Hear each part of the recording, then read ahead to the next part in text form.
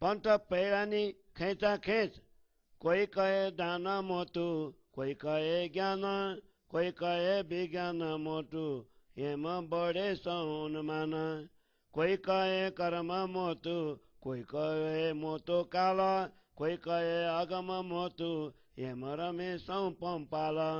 कोई कहे तीर्थ मोटू, कोई कहे मोटू तप, कोई कहे शील मोटू, कोई कहे मोटू सत। कोई कहे विचार मोटो, कोई कहे मोटू व्रत, कोई कहे मत मोती, हेम बड़े कै जुगत। कोई कहे करनी मोती, कोई कहे मुगत, कोई कहे भाव मोटो, कोई कहे भगत। कोई कहे कीर्तन मोटू, कोई कहे श्रवण, कोई कहे बंदनी मोती, कोई कहे अर्चन। कोई कहे ध्यान मोटू, कोई कहे धारण, कोई कहे सेवा मोती, कोई कहे अर्पण। कोई कहे शांत मोती, कोई कहे मोटोपन, रमेश ये निंद्रा माए, हृदय अंधारू अति घन।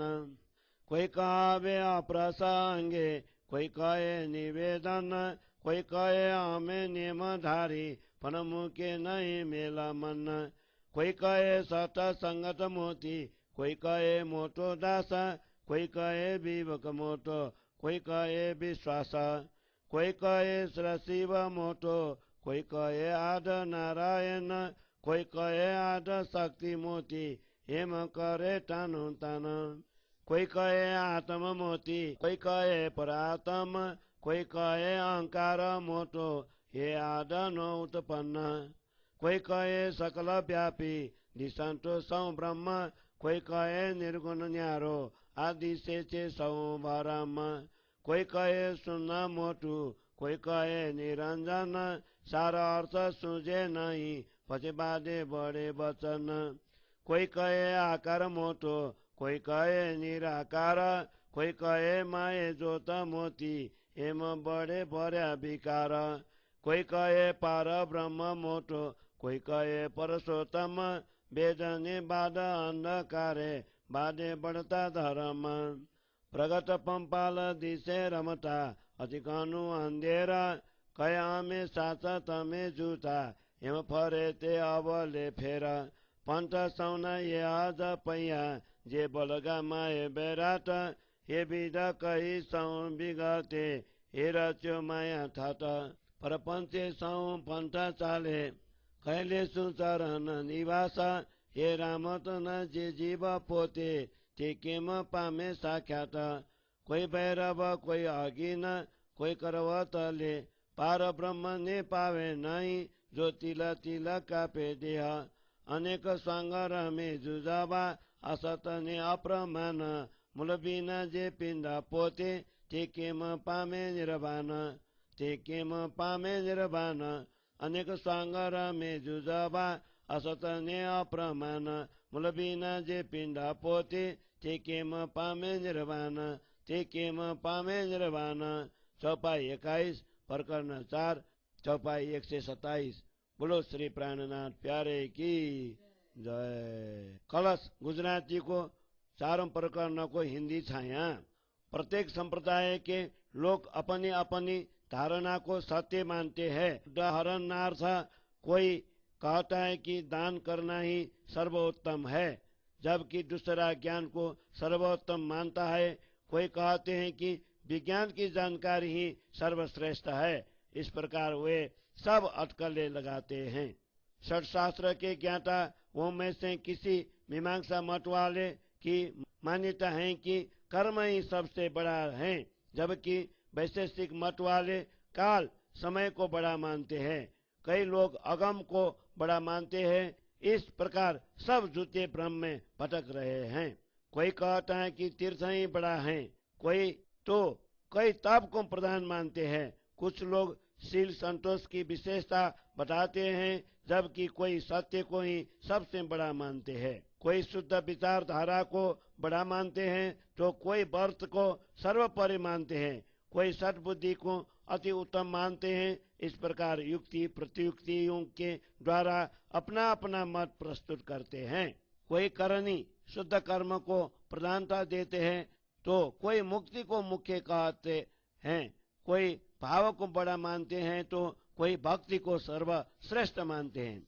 भक्ति में भी कई लोग कीर्तन भक्ति को श्रेष्ठ मानते हैं, तो कितने लोग श्रवण भक्ति को, कोई वंदना को उच्च मानते हैं, तो कोई अर्चन को प्रधान कहते हैं, कोई ध्यान की प्रधानता बताते हैं, तो कोई धारण की, कोई सेवा शुश्रूषा तथा परोपकार को उत्तम मानते हैं, तो कोई समर्पण भाव को श्रेष्ठ मानते हैं। कई लोग संतोष को सर्वश्रेष्ठ मानते हैं, तो कई लोग प्रण संकल्प को ऊंचा मानते हैं। ये सब इस प्रकार अज्ञान रूपी निद्रा में भटक रहे हैं, क्योंकि उनके हृदय में अज्ञानता का अंधकार छाया हुआ है। कुछ लोग कहते हैं कि स्पर्श व्रत ही श्रेष्ठतम है, जब अन्य कई लोग निवेदन प्रत्येक वस्तु परमात्मा को अर्पण करना मुख्य मानते हैं। कोई कहते हैं कि हम तो नियमधारी हैं, किंतु वे भी मन की मलिनता को नहीं छोड़ते। कुछ लोग सत्संगत की प्रधानता बताते हैं, कुछ लोग परमात्मा के प्रति दास्य भाव रखने को कहते हैं, तथा कई विवेक को उत्तम समझते हैं, तो कई लोग विश्वास को ही सर्वोपरि मानते हैं। कुछ लोग कहते हैं कि भगवान सदाशिव सबसे बड़े हैं, वही कई लोग कहते हैं कि आदि नारायण की मुख्य है। किसी की मान्यता है कि आद्य शक्ति ही सर्वश्रेष्ठ है। इस प्रकार सब परस्पर विवाद में फंसकर देवताओं की मान्यता के प्रति खींचातानी करते हैं। कोई कहता है कि आत्मा ही सर्वश्रेष्ठ है, जबकि कई परमात्मा को श्रेष्ठ मानते हैं। कुछ एक तो अहंकार को प्रधानतम समझते हैं, क्योंकि सृष्टि में यह सबसे पहले उत्पन्न हुआ है। कुछ लोग परमात्मा को सर्वव्यापी मानते हैं तथा सर्वत्र ब्रह्म का ही दर्शन करते हैं। कई लोग ब्रह्म को इन सब वस्तुओं से परे निर्गुण निराकार मानते हैं। इस प्रकार चारों ओर भ्रांतियां दिखाई दे रही है। कोई शून्य को सर्वोपरि मानते हैं, तो कोई निरंजन शक्ति को सर्वश्रेष्ठ मानते हैं। ऐसे लोग शास्त्रों का वास्तविक अर्थ तो समझ नहीं पाते और वाद विवाद में पढ़कर झगड़ते रहते हैं। कोई साकार ब्रह्म को बड़ा मानते हैं, तो कोई इस जगत की नश्वरता को देखकर ब्रह्म को निराकार मानते हैं। कुछ एक के मतानुसार अंत की ज्योति ज्योति स्वरूप में सर्वोपरि है। इस प्रकार विकारी लोग परस्पर झगड़ते रहते हैं। कुछ लोगों की ऐसा मान्यता है कि परब्रह्म परमात्मा ही सबसे बड़े हैं। कुछ लोग उन्हें पुरुषोत्तम कहते हैं। इस प्रकार ज्ञान के विवाद में पड़े हुए लोग अज्ञान रूपी अहंकार के कारण वाद विवाद के द्वारा धर्म की वृद्धि समझते हैं। ये सब लोग प्रत्यक्ष रूप से झूठे खेल खेलते हुए दिखाई देते हैं, क्योंकि इनके हृदय में प्रगाढ़ अंधकार भरा हुआ है। वे स्वयं को सच्चा और दूसरे को झूठा मानते हैं। इस प्रकार सब उल्टे चक्कर में फंसे हुए हैं। प्रत्येक संप्रदाय वालों का यही मार्ग है। वे सब विराट संसार से चिपके हुए हैं। इस प्रकार विराट का संभावित वृत्तांत कह दिया है। इन सब की रचना माया प्रवृत्ति के द्वारा ही हुई है। सब धर्मावलंबी प्रपंच के मार्ग पर ही चल रहे हैं और कहते हैं कि हम परमात्मा के चरणों में निवास करेंगे। ये मायावी खेल के जीव साक्षात परमात्मा को कैसे प्राप्त कर सकेंगे? कई लोग पर्वत गिरनार पर से कूदकर भैरव झांप लगाते हैं, तो कोई पांचाग्नि में तप कर मुक्ति चाहते हैं। कई लोग काशी में जाकर अपने मस्तक पर आरा चलवाते हैं। चाहे अपने शरीर को काटकर बारीक टुकड़े भी कर डाले, फिर भी परब्रह्म परमात्मा को पा नहीं सकते। इस प्रकार लोग असत्य और अप्रामाणिक विभिन्न प्रकार के वेश धारण कर माया में खेल रहे हैं।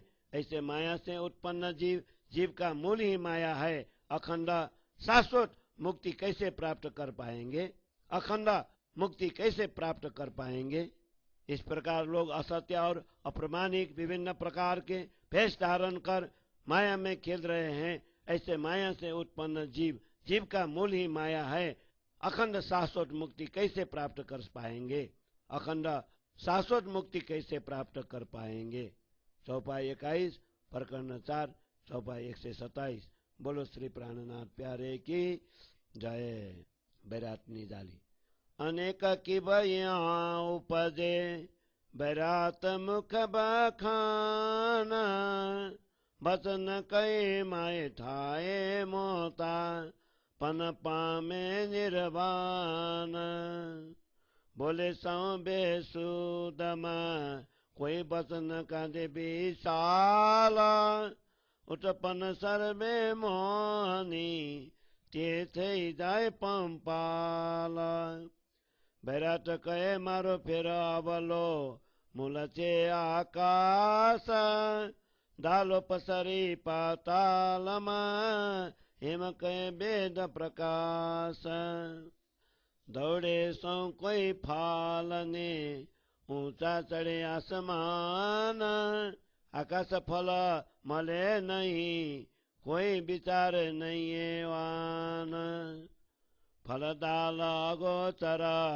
आदि अंतराय पाताल बैरात वेद बने को एड़ा गुति तेरा मत जाल विद बने दिसे बिगते नावने बलिमुखा गुति जालो बने जुगते मानिलिदा दुख सुख बन्ने कोएड़ा बेबातना बैरात ने बलि बेदा ये जीव जालो जाली बांध्या जाने नहीं कोई भेदा कड़ी न लादे के अने ये जालो निजी नासा त्रिगुण ने लादे नहीं तो शू करे मुदमानी सा दिखाड़वा तमने कोयड़ा की दाए उकेड़ी फेरा टालो अवलो जेम चलन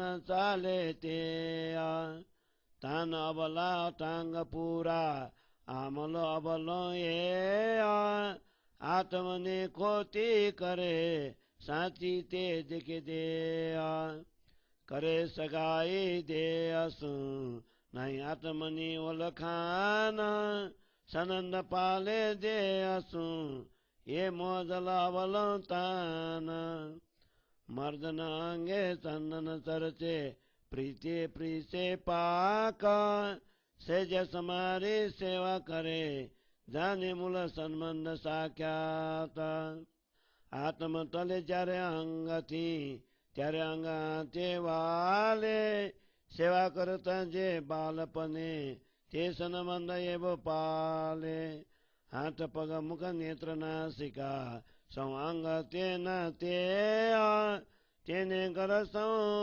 अबड़ा भी हूँ सेवा ते करता जे अंग सर्वे वाला लगे सो बिछोड़ो किन न खमाए चेतन चाल्या पति ते अंगा उति उति खावा धाये सगे मेलू जारे सगपना त्यारे अंग सोपनो बेरा तदकिन तेने जो की बाली भय चली दूंगेरा जीव जीव न सनमंडा मेली करे सगाई आकारा बेरात कोयड़ा ये निबिदे अवलाते कई प्रकार हे अबलो अनेक भाते बेरात नेत्रो आंदा चेतन बिना कहे छोटा लागे बलि तेसु करे सनमांदा एक भेषज विप्रनो बीज भेष चंदाला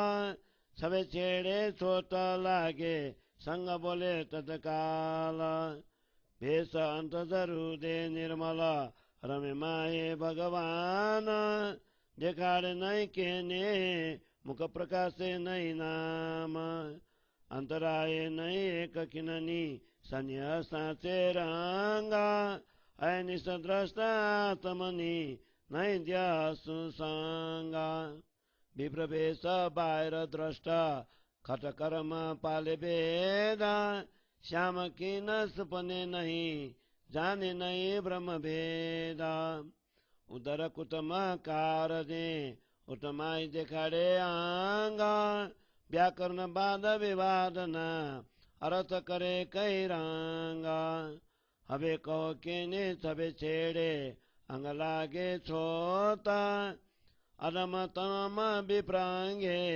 संदलांग उडोता उलखान सौने अंगनी आत्मनि नहीं द्रष्टा बैराटुन फिर बालो इन विदेशों श्रेष्ठा ये जु असर दादा भूता चाल चाले संसार ये प्रगति से आवलो जो जो करी विचार सतनि असत कहे असतनि सत करी जाने ते विद कैसा ऊता माने अवलय ये दाने आकार निराकार कहे निराकार ने आकार आप परे सो देखे फरता असत ने ये निर्धार मूल बिना बैराट उभो हेम कहे संसार तो परम न जे पिंडा पोते ते किम कहे आकार आकार न कहे ते हने जन ते थाय भांगा काल ते निराकार पोते आकार सजिदानंदा मृगजल दृष्टि न राचिए जेनु ते नाम प्रपंच ये छलचे माया तनु रचते अबल संचा रचते अबल संचा मृगजल दृष्टि न राचिए जेनु ते नाम प्रपंच ये छलचे माया तनु रचते अबल संचा रचते अबल संचा चौपाई 31 प्रकरण 5 चौपाई 158। बोलो श्री प्राणनाथ प्यारे की जय। कलश गुजराती को 5वां प्रकरण को हिंदी छाया। इस संसार में अनेक कविजन हुए हैं जिन्होंने इस विराट की मुक्त कंठ से प्रशंसा की है। वे विशिष्ट शब्द प्रयोग करने से बड़े कहलाए परंतु निश्चय ही परम तत्व को प्राप्त नहीं कर पाए। इस प्रकार वर्णन करने वाले ने बेसुद्धि में जानकारी बिना ही अपना अनेक कविताओं में विशिष्ट शब्दों का प्रयोग किया है, परंतु उनके वाणी महतत्व से उत्पन्न होने के कारण श्रुति सिद्ध होती है। वेदों में कहा गया है कि यह विराट का चक्र ही उलटा है, क्योंकि इसका मूल आकाश में है और शाखाएं पाताल की ओर फैली हुई है। इस संसार रूपी वृक्ष का फल प्राप्त करने के लिए सब लोग ऊंची ऊंची महत्वाकांक्षा ये लेकर आकाश तक उड़ान भरते हैं, किंतु उसके फल आकाश में नहीं मिलते हैं, अर्थात ऐसी झूठी उड़ान में सुख की प्राप्ति नहीं होती है। वेद के इन वचनों पर कोई विचार ही नहीं करता। इस संसार रूपी वृक्ष के फल तथा डालियां अदृश्य इंद्रियातीत हैं। इस ब्रह्मांड के बीच पाताल से लेकर वैकुंठ तक अज्ञान का पर्दा टंगा हुआ है। इस अज्ञानता के कारण विराट का संबंध और वेद का कर्मकांड ये दोनों अज्ञानियों के लिए पहली के समान बनकर उलझन पैदा करते हैं। यह संसार इस प्रकार के जाल में फंसा हुआ है। इन दोनों वेद और विराट की उत्पत्ति इस प्रकार की है कि शेषाई भगवान की नाभि से कमल उत्पन्न हुआ, इस कमल से ब्रह्मा जी उत्पन्न हुए, ब्रह्मा जी के मुख से वेद और विराट की सृष्टि हुई। दोनों के भीतर मायावी अज्ञानता का जाल फैला हुआ है, अर्थात सुख दुख मानकर बैठे हुए हैं। ये दोनों वेद और विराट दो प्रकार की उलझने। पहली है विराट द्वारा पारिवारिक संबंध तथा वेद द्वारा कर्मकांड की उलझन पैदा होती है। जीवात्मा को इन दोनों ने कसकर बांध रखा है, इसका रहस्य कोई नहीं जानता। विराट तथा वेद का सच्चा अर्थ और उन्हें खोलने की क्षमता किसी के पास नहीं है। यह जाल किस प्रकार का है यह किसी को ज्ञात नहीं है। यहाँ तक कि ब्रह्मांड के अधिपति ब्रह्मा विष्णु महेश को भी यह ज्ञान नहीं है, तो यह मूढ़ मनुष्य कर ही क्या सकता है। हे सुंदर साथ जी, आप सबको यह झूठा खेल दिखाने के लिए इस झूठे अंधकार पूर्ण संसार की रचना की गई है। अब मैं इसका उल्टा चक्र मायावी उलझन हटाकर उन्हें जड़ से उखाड़ दूंगी, ताकि माया के छल का कोई प्रभाव तुम पर न पड़े। इस संसार का आकर्षण उल्टा माया के ओर से ले जाने वाला है, जिसका कोई अंत नहीं होता। सत रज तम रूपी भंवरी उल्टी दिशा में चल रही है, जिसके कारण आत्मा को अनित्य और झूठे शरीर को नित्य समझा जाने लगा है। ये संसारी लोग इस नाशवान शरीर के साथ संबंध स्थापित करते हैं। उन्हें आत्मा की पहचान नहीं है। वे शरीर के साथ के मायावी झूठे संबंध का पालन करते हैं। इस प्रकार मोहजल भवसागर का उल्टा ही आकर्षण है। इस मृत्यु को प्राप्त होने वाले शरीर पर तेल का मर्दन और चंदन आदि सुगंधित द्रव्यों का लेपन करते हैं तथा अत्यंत प्रेम से रसोई बनाकर भोजन परोसते हैं।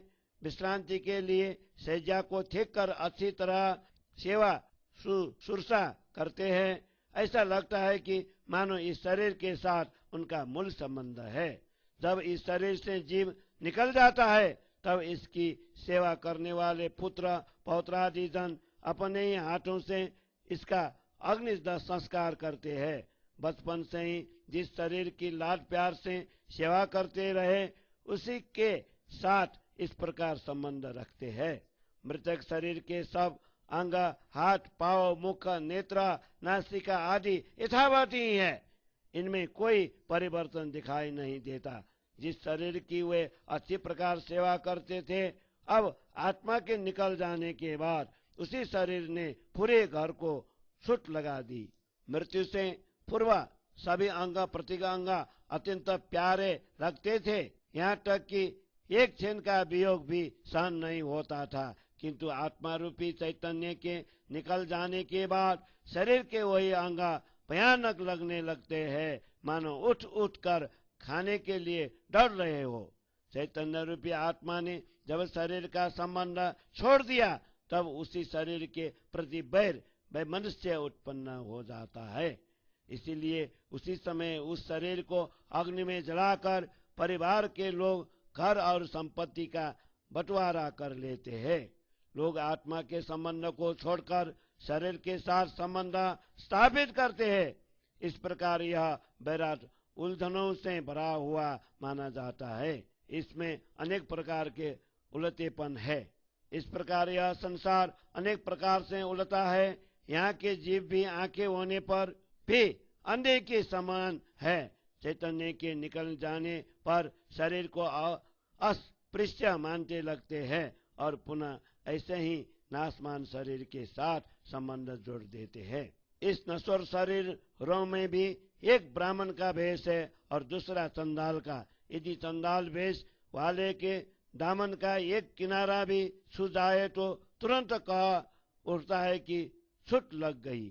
शरीर भले ही कोई चंडाल हो, किंतु यदि उसका हृदय निर्मल हो तथा वह हृदय से प्रभु के साथ रमन करता हो और अपनी प्रेमा भक्ति किसी को भी न दिखाता हो तथा प्रभु नाम उच्चारण भी बाहर प्रकट नहीं करता हो, ऐसे व्यक्ति क्षण मात्र के लिए भी परमात्मा से दूर नहीं होता, अपितु वह प्रभु के प्रेम और स्नेह के रंग में रंग कर मस्त रहता है। रात दिन उसकी दृष्टि आत्मा में ही रत रहती है और शरीर के साथ उसका कोई संबंध नहीं रहता। दूसरी ओर ब्राह्मण का वेश धारण करने वाला मात्र बाह्य दृष्टि ही रखता हो तथा वेद वर्णित 6 कर्म पढ़ना पढ़ाना, दान लेना देना, यज्ञ कराना आदि का पालन कर वेदों की मर्यादा रखता हो तथा कर्म कांड में ही आसक्त होने के कारण स्वप्न में भी श्याम सुंदर श्री कृष्ण परमात्मा को एक क्षण के लिए भी याद न करता हो, वह परब्रह्म परमात्मा के यथार्थ भेद को नहीं जान सकता।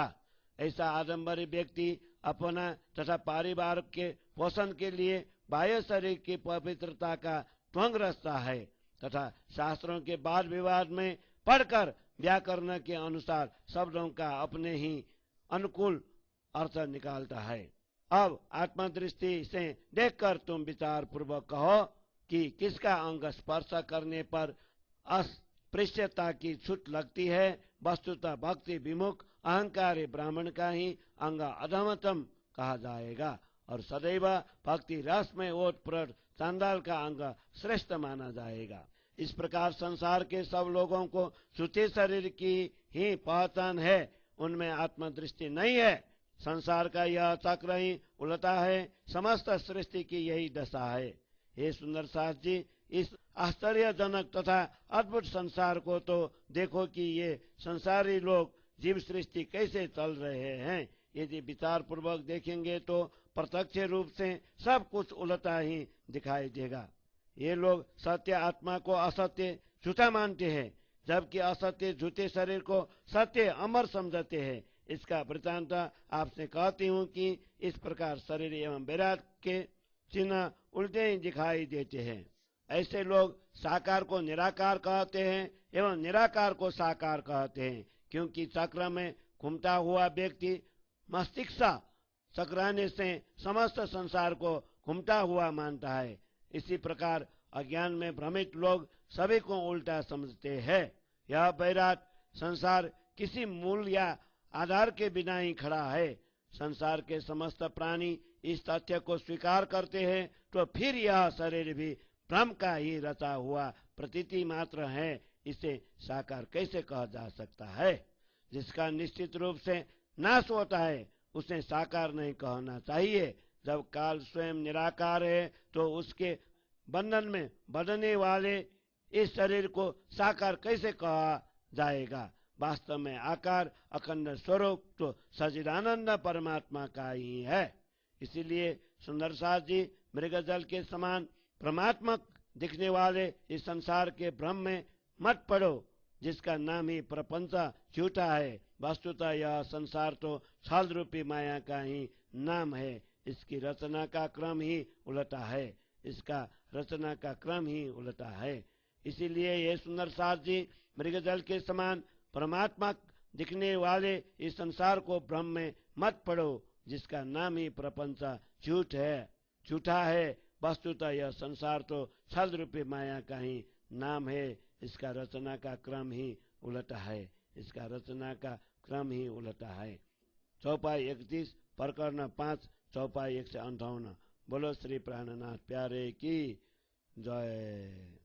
वेद निजाली वेद मोट को एड़ो जेहनी गुती तेजी निजाला काइक संक्षेपे कही करी दौते आकड़ी ताला विराट आकार सुपाननो ब्रह्म चैत्यानि बुदा मन नारद फरे माए बेदे बाजा बंद बेसुदा लगाड़ संरवादे व्याकरण बादंधकारा एनि बुद्धे संबेसुद कीदा विवेक ताल विचार बंद बांध्या वेद व्यासे वास्तव मात्र नाम बारा ते बानी बखानी व्याकरणानी छलवा संसार बारे गमा बोलता एक अक्षर एक मात्रा ते बादी 32 श्लोकमा ये बोचल किद ते शास्त्र लवा लवा नारता जुजवा द्वादश न प्रकारा मूला रचने मुजबी बाद्याद कल्यापारा अरचने नाक बाबल गमो गमाताने मूड़ो ने समझावा रे सब समाने ए भी आकड़ियों अनेक माए चेताने गम बारा रंच करे सानि मदे बाजा बुद्धि विचार अक्षर एक बारे गमा बोले एवा श्लोक माय 32 ये चलानी अर्थादो खोले चे जगदीशा एवा चलाने का अर्थादा चे अर्थ माय कई छाला अक्षरार्थ छल भावार्थ आड़ो पचे करे भावार्थ अटकाला ते वैसे पंडित विष्णु संग्रामे एक कानने खड़का थाए माओ माए बड़ी मरे एक मात्र न मेलाए बादे बानी सिकेश्वरा शुद्ध बुद्ध जाय साना स्वांग त्रासन आवेश पने याबो व्याकरण ज्ञान ते बानी व्यासे की दिमोती दीदू चलने मान तेमा पंडित तानो तान करे माये आमे बने अज्ञान ए चल पंडित बानीने मान मुड़ो मा पामे ए मुड़ पंडित संसल पुल ब्याये निबो में आ प्रगत जे प्राकृत जे मासल काई चाले हेमा अर्चन थाय अवल ते पंडित न झाले आ पादरी बानी माये प्रगत एक अर्थ नौ डाके बचन बला के त्यारे आने ज्यारे सलमाना के ये सल रामत जैनी ते जाने बिजी रामत संसाला ये चलना जीवन छूते चलती जो देखो करता बाला पहले मुझबन कहे बेदानी बीजी बेदनी मुझबाना ये संक्षेप कहे में समझवा ये चलते अधिगाना मुख उदर केरा कोयड़ा रचाते माए सुपाना शुद्ध के ने ठाए नहीं माए जिलते मोना जाना बेरात बेदे जोई करी सेवा ते किदिए देह ते अविपातरी संसार चाले जे बोल्या बेद कते बजे जेनी जतली माता मोठा की जे उपना तेने ते ये संसाता लोक चौदे जोया बेदे निराकार लगे बचना उन्मान आगल कही करी बलि पड़ी ते माय सुना प्रगट देखाड़ू पादरा पाचे ते जुजबाता तो रमे सौमन मोह माये सौमन निउट पाता सकल माये व्यापक ठावर ने जंगामा सौठ किए असंग लगो ये म काव्य गामा दस दिशा भव सागर जुएते सुपन आवरण पाकल मोहनु निराकार काव्य सुन ए ब्रह्मांड न कोई कोएड़ो राम त चौदे भवन सुरासुर कै अनेक बाते छवला चला उत्पन्न वनस्पति पशुपांकी मनक जीवन जानता मचक जल सागर साथे रच्यो सौ पर प्रांता जीवो माये जन साज जबी उपनीते चरे खाना ठावर जंगम सौमली लाख 84 जिरमाना कोई बैकुंठ कोई जमपुरी कोई स्वर्ग पाताला रमे पाचे न माय पूतला बीज सागर आदि पाला ये रामतनो बेपार करे चेने माते जमनो दांदा कोई कदी न स्वर्ग सौंपी पति नरक ने कुंदा तेरे लोके आन परे संजमपुर सिरदारा जे जाने नहीं जगदीश ने ते खाए मोकम मारा हे रामतनि देव देव मेली करे बैकुंठनो बेपारा हे जीवनी मोक्ष सतलोक कोई पार निराकार 14 लोक इंदा मध्ये फोम जोजन कोट 50 अष्टकुली पर्वत जोजन लाख 64 5 तातो 7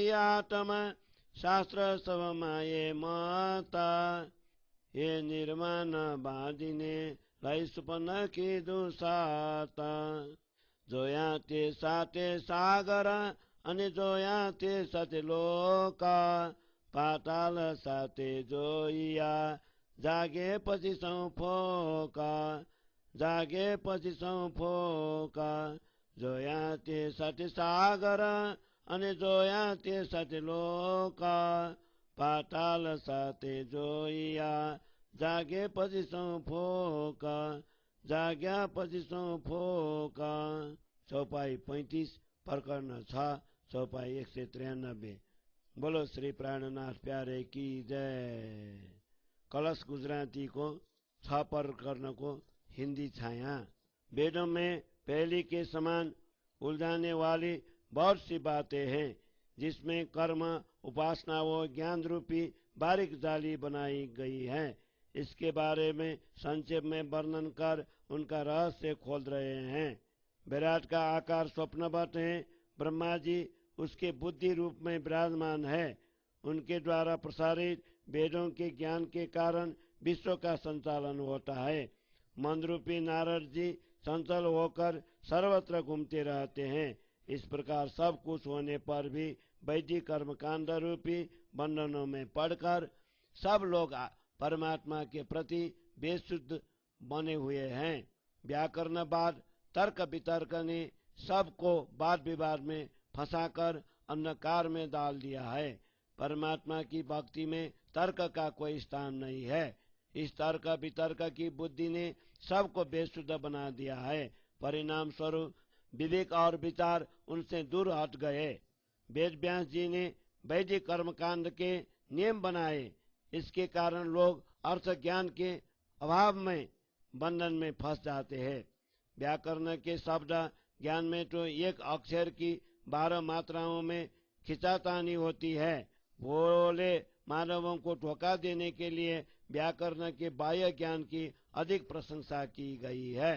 एक एक मात्रा करके एक अक्षर में 12 मात्राएं लगाकर लोग एक शब्द के 12 प्रकार के अर्थ करने लगे और उन मात्राओं को एक श्लोक में बांटकर 32 अक्षरों वाला अनुष्टुप छंद बनाया। इस प्रकार अल्पज्ञों ने शास्त्रों के श्लोकों की व्याख्या करते समय चातुर्य दिखाकर सामान्य लोगों को बुलाया है। अलग अलग मात्राओं का अलग अलग अर्थ कर एक ही शब्द के 12 प्रकार के अर्थ दिखलाए।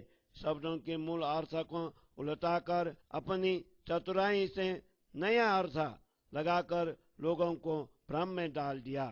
अल्पज्ञानी जन अहंकार के कारण अपने चातुर्य को दिखाने के लिए मूल अर्थ को उल्टा बताकर शास्त्रों के अर्थ करने में खिंचातानी करते हैं।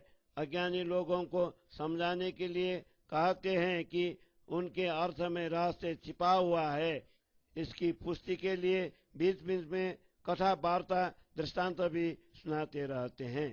शास्त्रों में ऐसे अनेक भेद हैं जिनके अर्थ 12 तरफ खींचे जा सकते हैं। शास्त्रों के ऐसे प्रसंगों का अर्थ करने वाले अल्पज्ञ जन अपनी चातुर्यपूर्ण बुद्धि द्वारा बीच बीच में रोचक वार्ताओं का समावेश कर लोगों को भ्रमित करते हैं। खिंचातानी करने से तो एक एक अक्षर के 12 अर्थ हो जाता है। अनुष्टुप छंद में एक श्लोक में 32 अक्षर होते हैं। उनका अर्थ समझाते समय बीच बीच में छल कपट का भी प्रवेश हो जाता है। ऐसे छल कपट के माध्यम द्वारा पंडित जन प्रभु की खोज करते हैं। इस प्रकार वस्तु ज्ञान तत्व ज्ञान के साथ साथ ऐसे छल कपट भरे शब्द भी जोड़ते हैं। इसलिए अर्थ करते समय चतुराई का उपयोग करते हैं। जब शब्दार्थों में ही छल का उपयोग होता है तो भावार्थ भी इसी प्रकार उल्टा ही होगा, अर्थात भावार्थ को भी अटकल द्वारा ही दर्शाया जाएगा। ऐसे शब्द ज्ञानी पंडित धर्म युद्ध शास्त्रार्थ करने के लिए बैठते हैं और शब्द तथा मात्राओं का विश्लेषण करते हुए परस्पर झगड़ने लगते हैं, किंतु एक मात्रा को भी नहीं छोड़ सकते। ऐसे वाद विवाद को सीख कर तथाकथित पंडित अपने आप को वीर शक्तिशाली समझते हैं और वाद विवाद करते हुए अपनी शुद्धि और बुद्धि खो बैठते हैं। उन्हें स्वप्न में भी शांति नहीं मिलती और परमात्मा का डर भी नहीं होता है।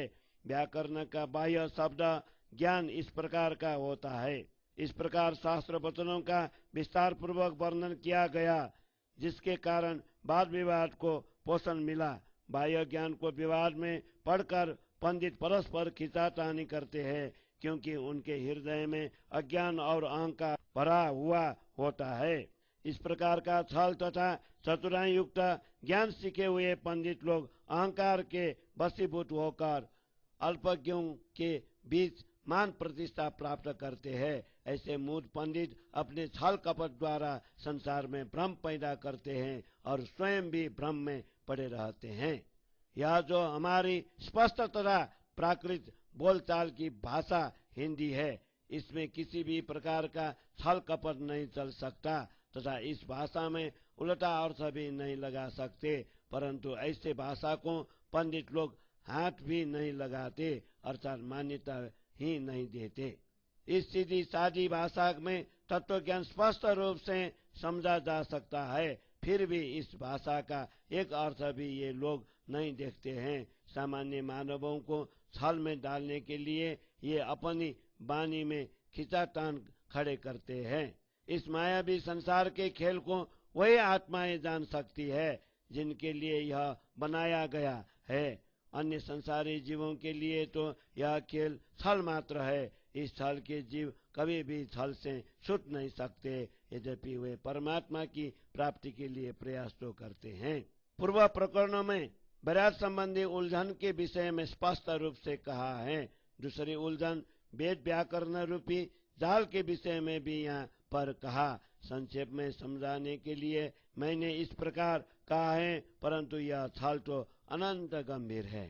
शेषाई नारायण के नाभि कमल से उत्पन्न होकर ब्रह्मा जी ने 14 लोक में सृष्टि की रचना की और अपने मुख से वैदिक ज्ञान को अभिव्यक्त किया। इस प्रकार यह सृष्टि स्वप्न की ही बनाई गई है, किंतु किसी को भी इसकी शुद्धि नहीं होती, क्योंकि माया के जीव माया मोह में ही मग्न रहते हैं। वेदों ने वैराट संसारी जीवों को देखकर कर्मकांड का ज्ञान देने की जो सेवा की है, वह वैराट के स्वप्नबद्ध प्राणियों के लिए अनुकूल ही है, क्योंकि जैसे देवता क्षीर ब्रह्मांड के होते हैं, उनके पूजक भी क्षीर ब्रह्मांड के ही जीव है। इस प्रकार संसार में पूजा पद्धति चल रही है।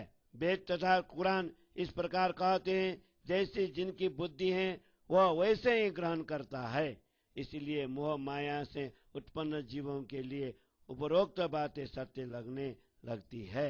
वेदों ने और वैदिक ऋषियों ने पूरे 14 लोकों में ब्रह्म की खोज की और आगे निराकार तक पहुँचे, फिर भी ब्रह्म का पूर्ण अनुभव न होने के कारण उन्होंने अनुमान से कहा कि ब्रह्म तो इससे भी आगे हैं। इस प्रकार उनकी बुद्धि पुनः शून्य निराकार में समाहित हो गई। हे सुंदर साथ जी, मैं आपको स्पष्ट समझाऊं, सबका मन इन्हें पांचों तत्वों के मोह में खिलता फंस जाता है। ये पांचों तत्व अलग अलग है। वास्तव में इन सब की उत्पत्ति भी अक्षर ब्रह्म के मन स्वरूप विराट पुरुष से ही हुई है, अर्थात यह संसार मन की उत्पत्ति है। यह मन स्थावर पेट पौड़े तथा जंगम पशुपंछी समस्त सृष्टि में व्याप्त है, फिर भी इन सब से असंग है। इसलिए कई स्थानों पर उसे अगम कहा गया है। भव सागर की 10 दिशाओं में मोहजल भरा हुआ दिखाई देता है। यह सब स्वप्न के समान झूठा है। मोह तत्व के आवरण ने 14 लोगों को चारों ओर से घेर रखा है, जिसे शून्य निराकार कहते हैं। यह संसार उलझनों के कारण अंधकार रूप है। 14 लोगों के खेल भी उलझनों से भरे हुए हैं। उनके बीच देव दानव आदि कई प्रकार के जीव रहते हैं, जो छल रूपी माया में भ्रमित करने के लिए उत्पन्न हुए हैं। इस संसार में वृक्ष बेली पशु पंछी मनुष्य तथा अनेक प्रकार के जीव जंतु है। मगरमच्छ मछली कच्छप तथा 7 समुद्र भी इसके अंदर आते हैं। इस प्रकार यह झूठा संसार मायावी प्रपंच रचा गया है। यहाँ पर जीवों में भी अलग अलग प्रकार के जीव है, जिनकी उत्पत्ति 4 प्रकार से जरायुज गर्भ से उत्पन्न होने वाले, जरायुज गर्भ से उत्पन्न होने वाले, अंडज अंड से उत्पन्न, स्वेदज पसीने से उत्पन्न और उद्भिद जमीन से उत्पन्न मानी जाती है। इस प्रकार स्थावर और जंगम सबको मिलाकर 84 लाख योनि का रचना होती है। 20 लाख स्थावर, 9 लाख जलचर, 11 लाख कोट कीट, 10 लाख पंक्षी, 30 लाख चतुष्पद, 4 लाख मनुष्य, इस प्रकार 84 लाख योनि गिनाई गई है। शुभ कर्म करने वाले वैकुंठ जाते हैं और अशुभ करने वाले यमपुरी जाती हैं। कुछ स्वर्गगामी हैं तो कुछ पातालगामी है। सर्वत्र इन 5 तत्वों से बने हुए पुतले इन्हें 5 तत्वों से निर्मित संसार में रमन कर रहे हैं। मनुष्य के अतिरिक्त अन्य योनियों के लिए मोह सागर अवरोधक बना हुआ है। इस संसार में जो लोग मायावी छल कपट का व्यापार अशुभ कर्म करते हैं उन्हें निश्चित रूप से यमपुरी का दंड भोगना पड़ेगा। यद्यपि थोड़े समय के लिए शुभ कर्मों का सुख भोगने के लिए उन्हें स्वर्ग में रहने का अवसर मिलता है, परंतु अंततः नरक कुंड का दुख भोगना ही पड़ता है। सतलोक को छोड़कर शेष 13 लोकों पर यमपुरी के सिरदार यमराज धर्मराज का शासन है और वैकुंठाधिपति जगदीश को नहीं जानता है, उसे यमराज का भयानक दंड भोगना पड़ता है। जो लोग मायावी लेन देन छोड़कर वैकुंठ का व्यापार नवोदा भक्ति करते हैं, ऐसे जीवों का मुख्य स्थान सतलोक ही है। कुछ जीव वैकुंठ के पार निराकार तक पहुंच जाते हैं। 14 लोक ब्रह्मांड के बीच 50 करोड़ योजन की पृथ्वी है। इस पृथ्वी को मर्यादित रखने के लिए 8 दिशाओं में 8 बड़े बड़े पर्वत है और 64 लाख योजन की में ही बस्ती बसी हुई है। इस शरीर में 5 तत्व तथा 36 विशुद्ध आत्मा है। प्रत्येक शास्त्र का यही मत है। इस प्रकार संसार की रचना में बचकर इस स्वप्नबद्ध झूठे संसार को हम सत्य मान बैठे हैं। मैंने 7 सागर देखे हैं, ऊपर के 7 लोक तथा नीचे के 7 पाताल भी देखे हैं, परंतु आत्मा जागृत हो जाने के बाद ऐसा प्रतीत होता है कि यह सब झूठा है, यह सब झूठा है।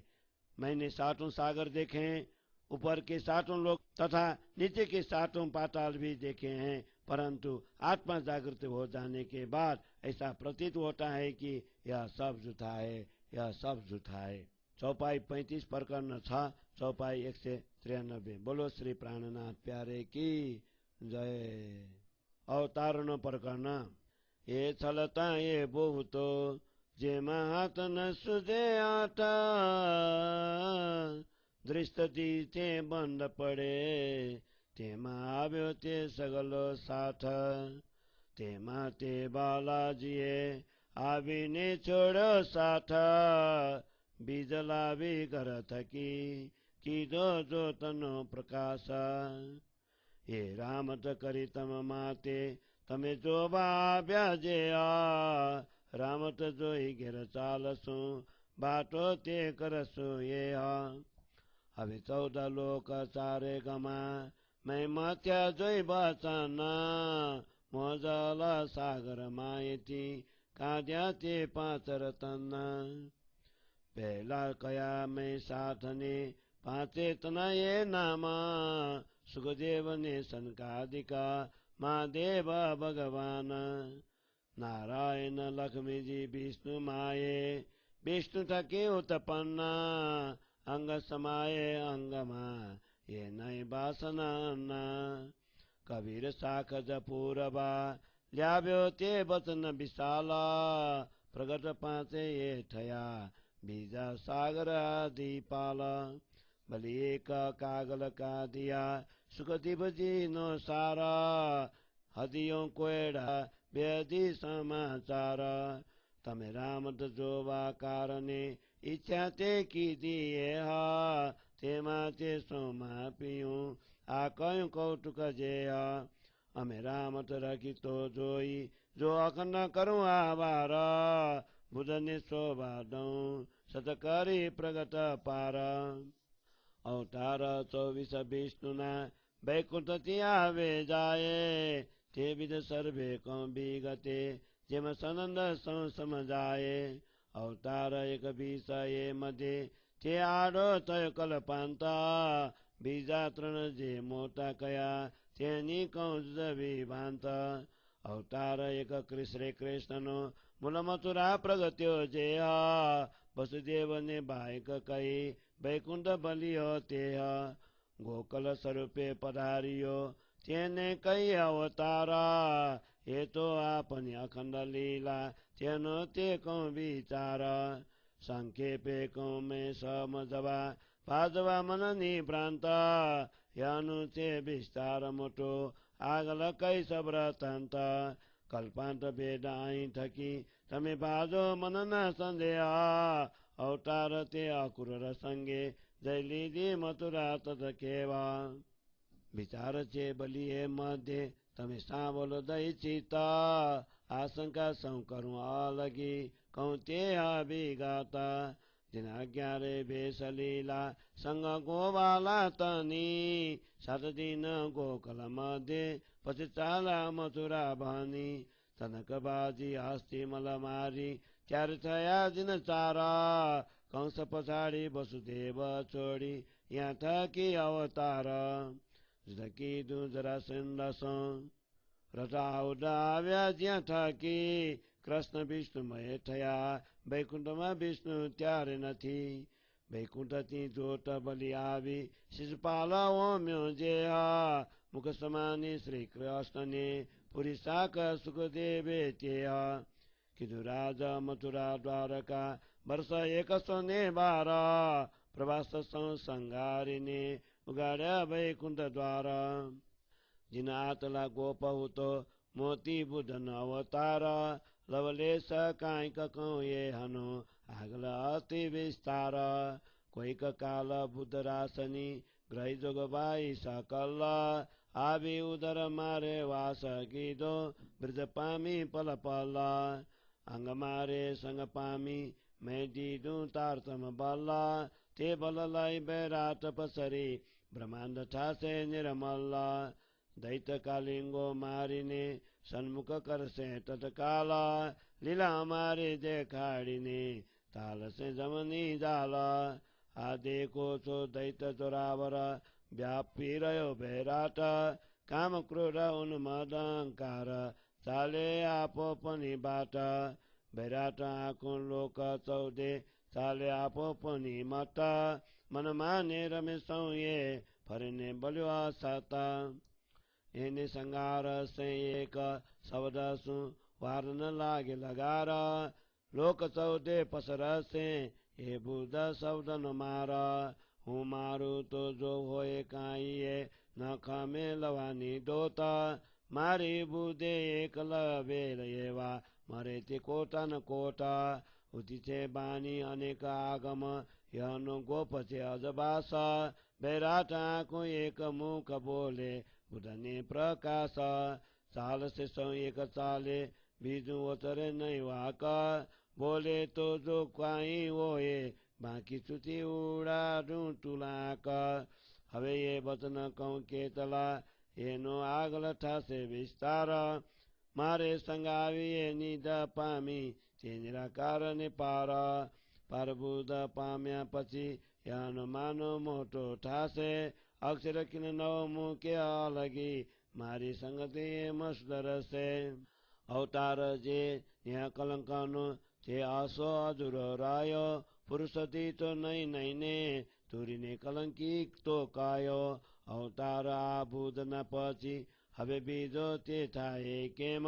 વિકાર કાઢી સો સોના સંકીડા અવતારના જેમ અવતારથી ઉત્તમ થયા ત્યાં અવતારનું શું કામ કીધો સરવાલો સૌનો ત્યાં બીજું ન રાખું નામ પૈયા દેખાડ્યા પારના અવિચલ માનવ થયો ત્યાં અગિયા અવતારમાં અજવાસ અહીંયા સ્યોરાયો એની પેરે તમે પ્રી થજો અવતારણ થાય અન્ન પુરુષતા પહેલો ના કયો વિચારી જુઓ વચન રખે કેને ઢોકો રહે આ જુઆ કયા અવતાર તો એ કેની બુદ્ધિ વિષ્ણુને જગવી પહોંચાડ્યો પાર સુખજીએ અવતાર સૌ કયા પણ બુદ્ધમાં રહ્યો સંદેહ યનો ચોખા કરી નવ શક્યો ते तो केम कय लीला ये तो अक्षरातीतनी लीला हमारी जया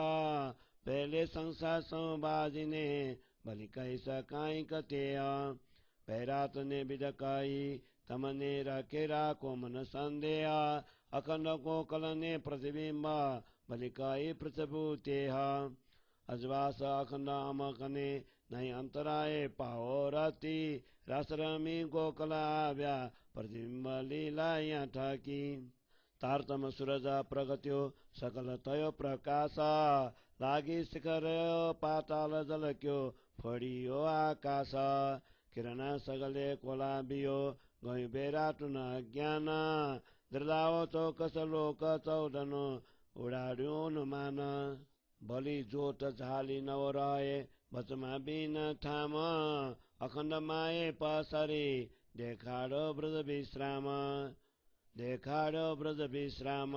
बलि जोत झाली नव रहे बचमा बिन ठाम अखण्ड माए पसरी देखाडो ब्रज विश्राम चौपाई 47 प्रकरण 7 चौपाई 240 बोलो श्री प्राणनाथ प्यारे की जय। कलश गुजराती को 7वें प्रकरण को हिंदी छाया। इस संसार में अज्ञान रूपी अंधकार इस प्रकार व्याप्त था जिसके कारण एक हाथ से दूसरे हाथ की जितनी दूरी भी नहीं सूझती थी। इसमें दृष्टि मात्र डालने पर जन्म लेते ही मनुष्य मोह के बंधन में फंस जाता है। ऐसे अंधकार रूप संसार में ब्रह्मात्माएं आई। इसलिए प्रियतम सदगुरु ने इस संसार में आकर माया में फंसी हुई ब्रह्मात्माओं को मायावी बंधन से मुक्त किया। वे अखंडकार परम धाम से तारतम ज्ञान का बीज ले आए और उन्होंने इसकी ज्योति का प्रकाश फैलाया। हे सुंदर साथ जी, यह मायावी संसार का खेल तुम्हारे लिए ही रचाया गया है, जिसे देखने के लिए तुम सब यहाँ आए हो। इस खेल को देखकर पुनः परम धाम चलेंगे और वहां जाकर यहाँ की बातें करेंगे। अब 14 लोगों तथा चारों दिशाओं के सब शास्त्र पुराणों के वचनों का अवलोकन कर मैंने मंथन किया और इस भवसागर के मोहजल से 5 रत्न निकाले, अर्थात उत्तम ज्ञान धारा वाली पंच वासनाओं को परखा। मैंने सुंदर साठ को पहले ही इन 5 रत्नों वासनाओं के नाम कह दिया है। इनमें एक है सुखदेव जी मुनि, दूसरे हैं ब्रह्मा जी के मानस पुत्र सनकादिक, तीसरे भगवान महादेव हैं। नारायण तथा लक्ष्मी का नाम विष्णु भगवान के अंदर ही समाविष्ट है, क्योंकि वे महाविष्णु से ही उत्पन्न हुए हैं। महाविष्णु के अंग होने के कारण वे उनके अंग में ही समा जाते हैं। इसलिए लक्ष्मी नारायण अलग वासना नहीं है। 5वें रत्न में महात्मा कबीर ब्रह्म सृष्टि के साथी देने के लिए विशिष्ट वचन लेकर आए हैं। इस प्रकार उपरोक्त 5 रत्न प्रकट हुए। इन 5 के अतिरिक्त दूसरों के लिए अक्षर ब्रह्म तक पहुंचने के मार्ग में यह मोह सागर अवरोधक बनकर खड़ा हुआ है। इस भव सागर के मंथन से पुनः एक सार रूप में सुखदेव जी द्वारा लाए गए पत्र श्रीमद् भागवत निकाला। यह भागवत संसारी अज्ञानी प्राणियों के लिए एक उलझन रूप पहेली है, किंतु ब्रह्म मुनियों बेहद के लिए समाचार पत्र है। हे सुंदर साथ जी, तुमने संसार के खेल देखने की इच्छा प्रकट की थी, इसलिए मैंने इस संसार को माया और कौतूहल बस सार तत्व के रूप में पंचवासना और भागवत की बात की। हमने मायावी संसार का खेल अच्छी तरह देखा, किंतु इसमें सार्थकता तभी मानी जाएगी जब मैं उसे अक्षर ब्रह्म के मन में अंकित कर अखंड बना दूं। शून्य निराकार से परे प्रेम धाम के अखंड सुखों को प्रकट कर यह सब शोभा श्रेय अक्षर ब्रह्म की बुद्धि को दे दूं। विष्णु भगवान के 24 अवतार वैकुंठ धाम से आते हैं तथा अपना कार्य पूर्ण होने पर वापस चल जाते हैं। उन अवतारों का विवरण विस्तार पूर्वक प्रकट कर रही हूँ ताकि पूर्ण ज्ञान समझने में आ जाए। इस 24 अवतारों में भगवान विष्णु के 21 अवतार ऐसे हुए हैं जो कल्पांत भेद के अंतर्गत प्रलय में आ जाते हैं, परंतु शेष 3 अवतार बड़े कहे गए हैं। जो अखंड धाम की लीला के साथ संबंधित है। उन तीनों अवतार का भेद अलग अलग स्पष्ट कर रही हूँ। इन तीनों में एक अवतार श्री कृष्ण का है, जो मूल रूप में मथुरा में प्रकट हुए और वसुदेव को सचेत करवा कर वैकुंठ लौट गए। वसुदेव जी के साथ गोकुल में जो दो भुजा वाले स्वरूप पधारे हैं, उन्हें भगवान विष्णु का अवतार नहीं कहा जा सकता। यह तो हमारे सुंदर साथ ब्रह्मात्माओं के साथ अखंड लीला में रमन करने वाला स्वरूप है। अब इनके विषय में अपना विचार व्यक्त कर रही हूँ। इन स्वरूपों एवं अखंड लीलाओं को समझाने के लिए तथा मन की भ्रांतियों को मिटाने के लिए मैं संक्षेप में वर्णन करती हूँ। वैसे तो इसका विस्तार अति बड़ा है, इसका वर्णन आगे गोकुल लीला में करेंगे।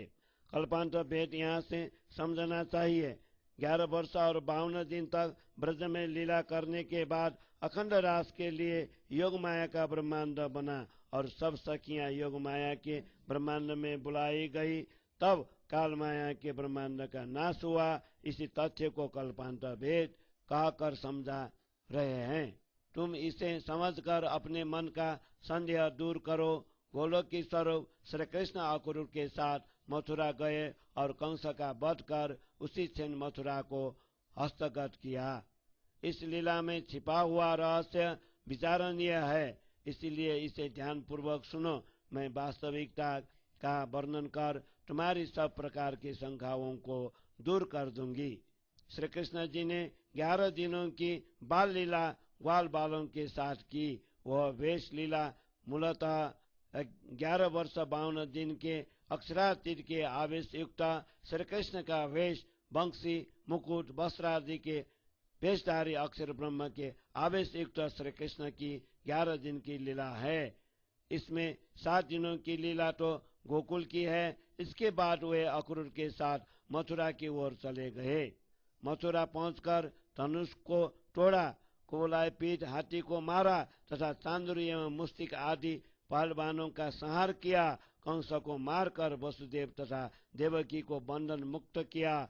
इतने में 4 दिन व्यतीत हो गए। अब यहाँ से श्री कृष्ण विष्णु भगवान के अवतार कहलाए। जरासंध के साथ युद्ध करने के लिए श्री कृष्ण तथा बलराम के पास अपने अपने स्थान से रथ तथा अस्त्र आ गए। वैकुंठ से रथ, शंख, चक्र, गदा, पद्म तथा पाताल से हल और मुसल आए। उसी समय से श्री कृष्ण विष्णुमय बन गए। उस समय वैकुंठ में विष्णु भगवान नहीं थे, अर्थात 16 कलाओं के साथ मृतलोक में आए हुए थे। श्री कृष्ण जी ने शिशुपाल के मस्तकों को अपने सुदर्शन चक्र द्वारा काट डाला। तब उसकी आत्मा वैकुंठ में जाकर वापस लौट आई और श्री कृष्ण के मुख में समाहित हो गई। इसके साक्षी सुखदेव मुनि ने श्रीमद् भागवत में दी है। इस प्रकार श्री कृष्ण जी ने मथुरा द्वारिका में 112 वर्ष तक राज्य किया और प्रवास पाटन में संपूर्ण यादव कुल का संहार कर वैकुंठ के द्वार खोले वैकुंठ गमन किया। इतने दिनों तक रासलीला के बाद अभी तक अक्षर ब्रह्म के महान बुद्धि का अवतार गुप्त सुसुप्त था। अब बुद्ध जी के अवतार का अति संक्षेप में वर्णन करती हूँ, क्योंकि आगे जाकर इसका विस्तृत वर्णन होगा। कुछ समय तक अर्थात 5000 वर्षों तक अक्षर ब्रह्म की बुद्धि रास मंडल की सामग्री लेकर ध्यान अवस्था में बैठी रही। अब उसी बुद्धि ने आकर हमारे हृदय स्थल में वास किया तथा तारतम्य का बल प्राप्त कर वह प्रतिक्षण बढ़ने लगी। जब अक्षर की बुद्धि मेरे अंग हृदय में आ गई, तब मैंने उसे तारतम्य की शक्ति प्रदान की। इसी शक्ति को लेकर वो पूरे ब्रह्मांड में विस्तृत हुई। इसके कारण अब यह ब्रह्मांड निर्मल अखंड हो जाएगा।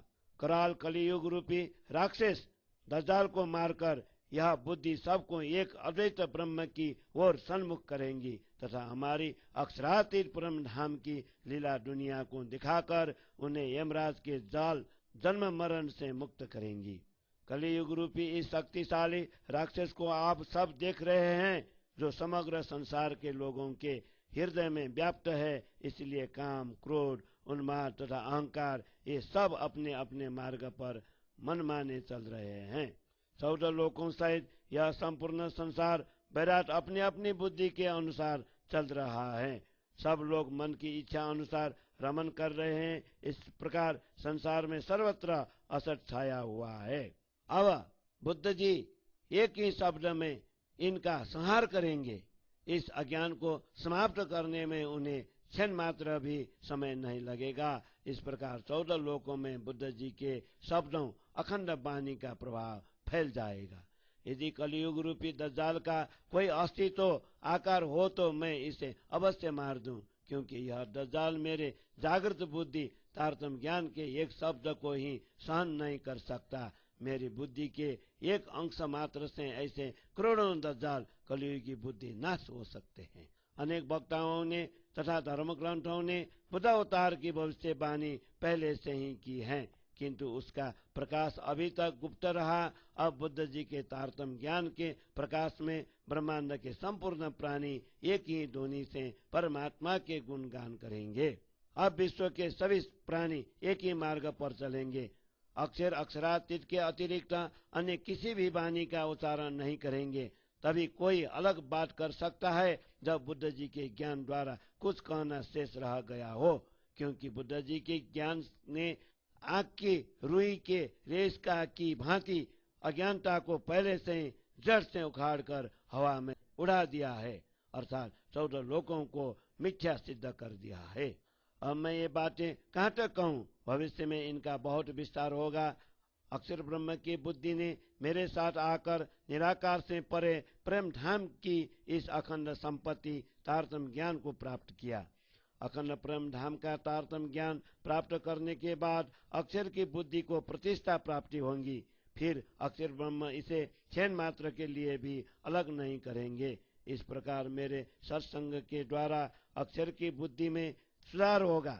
जो 3 अवतार बड़े कहे गए हैं, उनमें से निष्कलंक अवतार का संकेत सवारी बिना के घोड़े से किया है। उसके 3 पैर पृथ्वी पर है और एक पैर ऊंचा उठा हुआ है, तथा घोड़े पर कोई सवार न होने के कारण उसे अधूरा कहा गया है। उस घोड़े पर आरोहण करने वाले पुरुष को सुखदेव मुनि अपनी आंखों से न देख सके, इसलिए घोड़े को कलंकित कहा। आरोही मिलने पर जब घोड़ा चारों पैर पृथ्वी पर रखेगा तभी निष्कलंक कहलाएगा। इस बुद्ध अवतार के बाद अब दूसरा अवतार किस प्रकार होगा, क्योंकि सांसारिक प्राणियों के विकार को अक्षरातीत के अखंड तारतम्य ज्ञान द्वारा दूर कर उन्हें भी अन्य अवतारी पुरुषों के समान भी बना दिया है। अखंड प्रेम धाम तथा अक्षरातीत के तारतम्य ज्ञान के प्रसार एवं प्रकाश के कारण संसार के मनुष्य भी कथनी तथा रहनी सहन में अवतारों से भी उत्तम हो गया है। ऐसी स्थिति में अब अवतारों का प्रयोजन ही क्या रहा। इसी अवतार में सभी अवतारों की शक्ति तथा ज्ञान राशि समाविष्ट हो गई है, इसलिए अन्य किसी अवतार का नाम नहीं रखा। इस निष्कलंक बुद्ध अवतार ने सबको अखंड मुक्ति का मार्ग दिखा दिया। अखंड तारतम्य ज्ञान रूपी सूर्य का उदय हो चुका है। अब यहाँ पहले के अवतारों का प्रकाश की अर्थात सब निस्तेज हो गए हैं। हे सुंदर साथ जी, आप सब इस प्रकार समझेंगे। अब दूसरा अवतार नहीं होगा, क्योंकि घोड़े पर सवार होने वाले पुरुष के विषय में पहले भी कुछ नहीं कहा गया था। अब इन वचनों को विचार पूर्वक देखो। किसी को इन अवतारों को समझने में शंका न रहे, इसलिए मैंने अलग अलग अवतारों का वर्णन किया है। अन्यथा इन अवतारों में से किसी की भी बुद्धि ने विष्णु भगवान की आत्मा को जागृत कर पार पहुंचाया है। अन्यथा इन अवतारों में से किसी की भी बुद्धि ने विष्णु भगवान की आत्मा को जागृत कर पार तक पहुंचाया है। सुखदेव मुनि ने अन्य सब अवतारों का वर्णन किया, परंतु बुद्ध अवतार के विषय में उन्हें भी संदेह हुआ। जब वे इस स्वरूप का स्पष्ट निर्णय ही नहीं कर सके तो इनकी बुद्ध अवतार की लीला का वर्णन कैसे कर सके। निष्कलंक अवतार की लीला तो अक्षरातीत पूर्ण ब्रह्म की लीला है। यह लीला हमारे अखंड कार ब्रह्म धाम की है। अब सर्वप्रथम अनेक ब्रह्म की अवधारणा को दूर कर सबकी संख्याएं मिटा दूं, फिर इस लीला का थोड़ा सा वर्णन करूंगी। हे सुंदर साथ जी, मैंने तुम्हें बैराट का पूर्ण विवरण कहा ताकि किसी के मन में किसी भी प्रकार की शंका न रह जाए। अब अखंड गोकुल तथा प्रतिबिंब गोकुल लीला का वर्णन कर समझा रही हूँ। हमारे पास धामधनी के तारतम्य ज्ञान का अखंड प्रकाश है, उसमें रति भर भी अंतर नहीं है। रास रमणोपरांत पुनः जब काल माया का ब्रह्मांड रचा गया तो उस समय गोकुल में रमन करने वाली गोपियां प्रगति, यहीं से प्रतिबिंब लीला आरंभ होती है। तारतम्य रूपी सूर्य के प्रकट होने पर सर्वत्र प्रकाश फैल गया है। इस तेजोमय प्रकाश ने पाताल से वैकुंठ तक सभी को प्रकाशित कर दिया है, यहाँ तक कि वह ब्रह्मांड आकाश को भी फोड़कर आगे निकल गया। अखंड तारतम्य ज्ञान रूपी सूर्य की किरणें सर्वत्र व्याप्त हो गई है। परिणामतः संसार का अज्ञान अंधकार दूर हो गया। 14 लोक के प्राणियों के हृदय में उपरोक्त तथ्य अंकित हो गया तथा इसने दुनिया के जीवों के ब्रह्म विषयक अनुमान को भी उड़ा दिया। अब तारतम्य ज्ञान की ज्योति अपने अखंड स्थान के बिना बीच में नहीं रुकेंगी। उसका प्रकाश अखंड ब्रज राज तक फैल गया और उसके हमें विश्राम स्थल अखंड ब्रज दिखा दिया और उसने हमें विश्राम स्थान अखंड ब्रज दिखा दिया। अब तारतम्य ज्ञान की ज्योति अपने अखंड स्थान के बिना बीच में नहीं रुकेंगी। उसका प्रकाश अखंड ब्रज राज तक फैल गया और उसने हमें विश्राम स्थान अखंड ब्रज दिखा दिया और उसने हमें विश्राम स्थान अखंड ब्रज दिखा दिया। चौपाई 47 प्रकरण 7 चौपाई 240। बोलो श्री प्राणनाथ प्यारे की जय। राज श्याम राज श्याम राज श्याम कहिए, राज श्याम राज श्याम राज श्याम कहिए, जय विधि रखे श्याम ते विधि रहिए, जय विधि रखे श्याम ते विधि रहिए। बोलो श्री प्राणनाथ प्यारे की जय।